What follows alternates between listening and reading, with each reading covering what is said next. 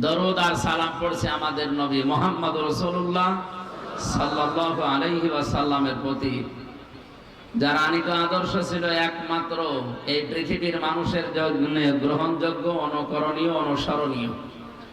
পৃথিবীতে এমন কোন মানুষ নেই যাকে মেনে নিলে অন্ধভাবে মানা যায় না, কেউ নেই অন্ধভাবে মানার মতো। শুধু মুহাম্মদ রাসূলুল্লাহকে শুধু অন্ধভাবে মানা যায়, বিশ্বাস করা যায়, আপনি চোখ কান বুঝে মেনে নিতে পারেন। কারণ তার 63 বছরের জীবনে একটা মিথ্যা কথা ছিল না। সুবহানাল্লাহ বলতে পারেন না? আপনি কি মনে হয় আপনার 63 বছরের জীবনে একটা মিথ্যা কথা বলেনি?